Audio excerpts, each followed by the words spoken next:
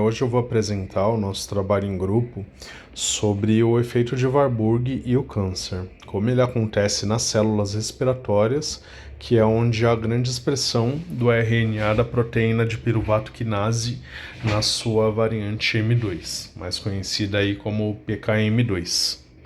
E o nosso estudo ele foi desenvolvido e pesquisado através do HPA, que é o The Human Data Protein Atlas, e do PDB, que é o Protein Data Bank, que é um banco de dados de proteínas.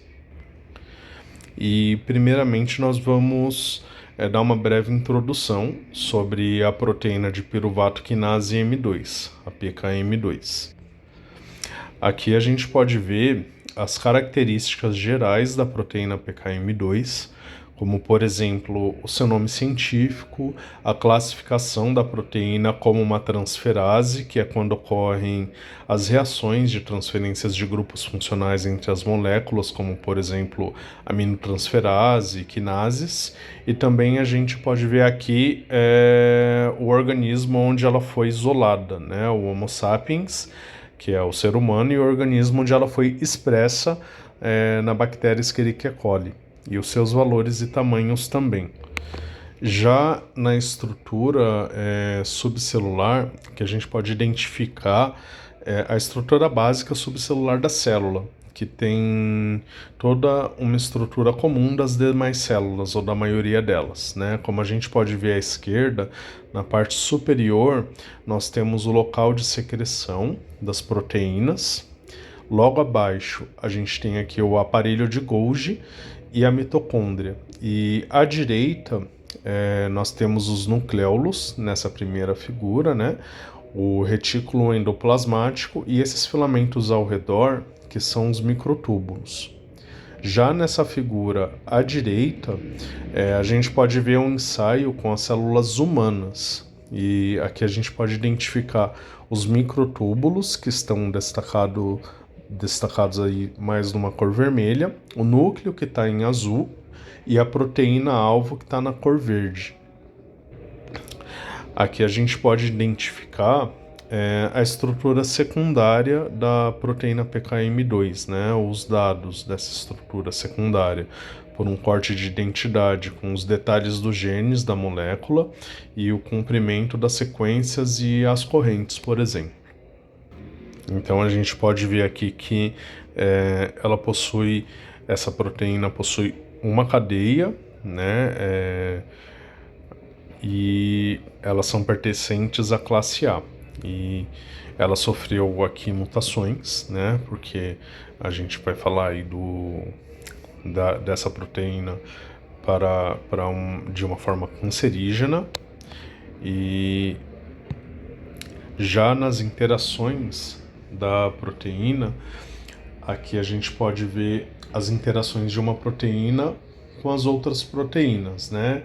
As características das redes de interação proteína-proteína e de quais vias ou subsistemas um gene metabólico ele faz parte. E quais genes estão próximos na rede metabólica e como a expressão dos genes em uma via ou subsistema ela varia entre os diferentes tecidos.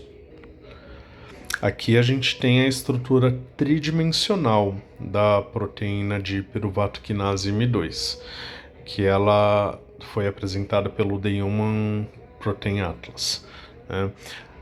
Aqui no lado esquerdo a gente pode ver essa estrutura e no lado direito a gente tem a descrição, e essa descrição aqui ela significa que nessa cor mais azul escura a proteína ela tem uma alta confiança de como que ela foi feita, de como ela foi desenhada, né? Então o desenho ele reflete exatamente nessa cor azul o que a forma dessa proteína, como ela está.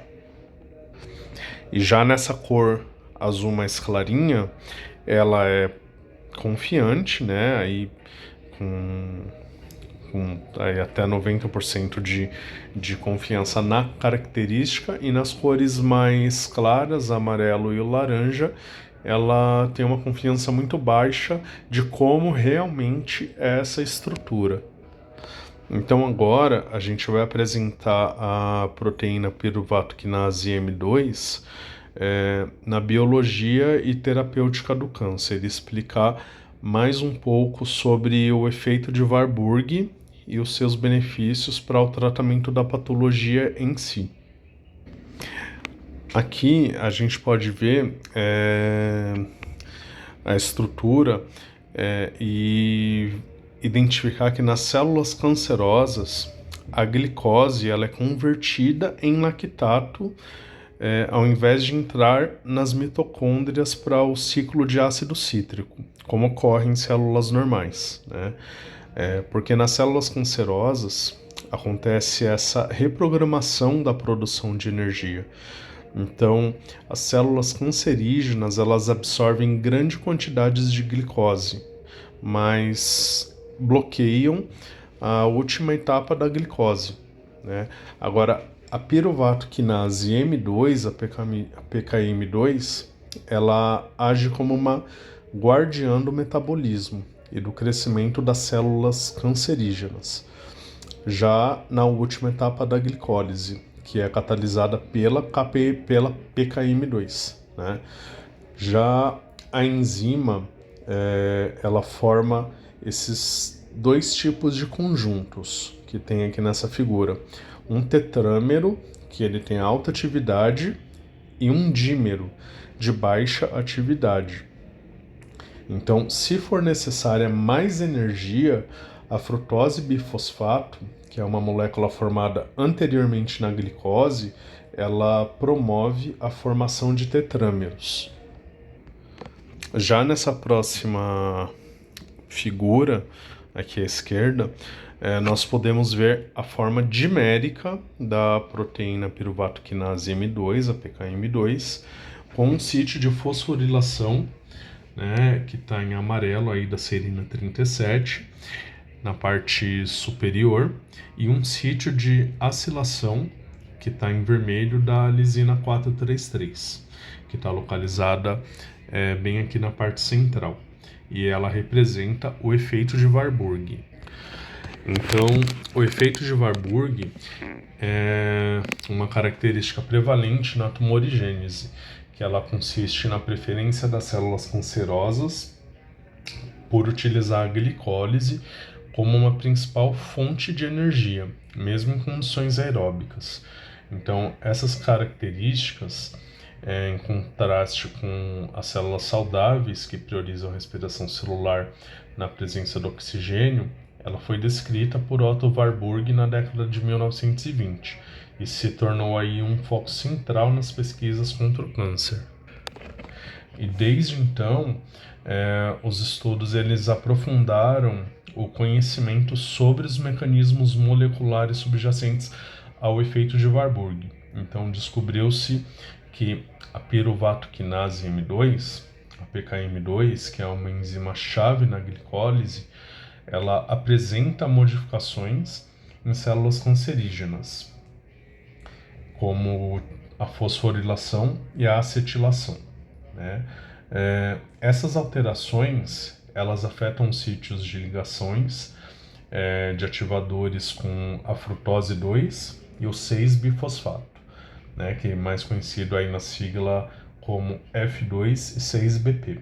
Então ela vai prejudicando a formação de tetrâmeros da PKM2, que são altamente ativos. A forma dimérica da PKM2, além de ela ter uma menor atividade glicolítica, ela possui uma capacidade de migrar para o núcleo celular, que é onde ela promove a transcrição dos genes relacionados à progressão do câncer. Então, essa reprogramação metabólica, ela gera um acúmulo do ácido lático, que, por sua vez, ela contribui com a acidificação do tumor, né? Que é um ambiente favorável à proliferação celular que fica descontrolada e também dá resistência às terapias contra o câncer nessa patologia. Então, diante desse papel super importante da PKM2, na reprogramação metabólica das células cancerosas o desenvolvimento de fármacos e terapias que bloqueiem ou induzam a ativação do metabolismo aeróbico. Ele surge como uma estratégia muito promissora no combate ao câncer. Então, diversas pesquisas nessa área elas estão em andamento buscando explorar esse potencial terapêutico da modulação do PKM2 para o tratamento aí de diferentes tumores. E por último, nós temos aqui a regulação alostérica da piruvato quinase. As estruturas do tetrâmero da PKM2, elas revelam como diferentes moléculas pequenas elas causam mudanças na forma alostérica da proteína que ajudam a regular a ação dela, né? A forma ativa ela é mostrada à esquerda com o ATP, o oxalato e o magnésio aqui, e no sítio ativo ela tem a frutose bifosfato, que é um sítio regulador. A forma inativa, ela está no centro com a alanina, um sítio regulatório. Então a gente pode observar que ela mudou de forma e agora ela é mais estreita no meio. Os pesquisadores eles estão procurando ativamente essas moléculas de medicamentos que se liguem ao PKM2 para uso no tratamento do câncer. Então, por exemplo, uma molécula ativadora artificial, a magenta, ela está ligada à estrutura que fica aqui à direita, junto com o FBP, né? E aí ela vai mudando a molécula para a forma ativa e vai revertendo o efeito Warburg nas células tratadas com ela. Então essa pesquisa, essas pesquisas, né, elas são muito importantes para o desenvolvimento de medicamentos que possam combater o câncer, fazendo essa regulação das células e não deixando com que essas células cancerígenas elas se desenvolvam mais.